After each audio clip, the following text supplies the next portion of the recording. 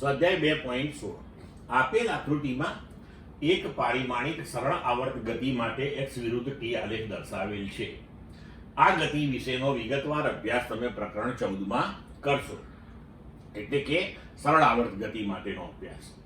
સમય t બરાબર 0.3 second, 1.2 second, -1.2 second માટે કણના સ્થાન, વેગ અને પ્રવેગના ચિહ્નો શું હોઈ શકે છે? તો હવે જોઈએ. તો જુઓ, આ આપણો આલેખ. હવે સરળ આવર્ત ગતિ કરતો કોઈ કણ હોય તો તેના પ્રવેગનું સૂત્ર છે a બરાબર -ω², x જ્યાં ઓમેગા કોણીય આવૃત્તિ છે જે અચળાંક છે, એટલે કે a ચલે છે -x.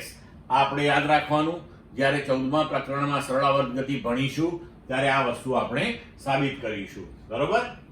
હવે વેગ v બરાબર આપણે લખીએ છીએ dx/dt.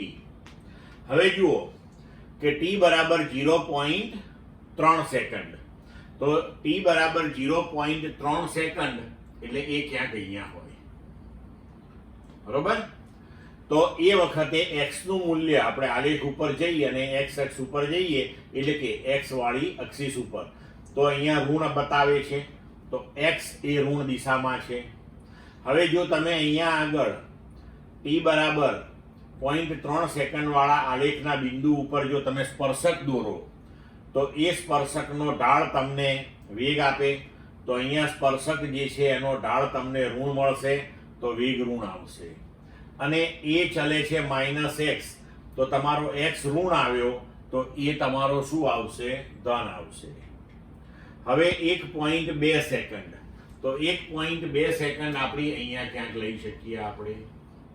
તો ત્યાંથી આપણે આલેખ ઉપર જઈએ અને આલેખ ઉપરથી આ x નું મૂલ્ય લઈએ તો x ધન આવ્યું અહીંયા આગળ, તો x ધન છે. હવે આલેખ પર આ બિંદુએ તમે સ્પર્શક દોરો તો એ સ્પર્શક જે છે એનો ઢાળ તમારો ધન આવશે, એટલે કે વેગ ધન મળશે તમને. હવે જો તમારું x ધન આવ્યું તો એ ચલે છે -x, તો x ધન, તો એ તમારો ઋણ થશે.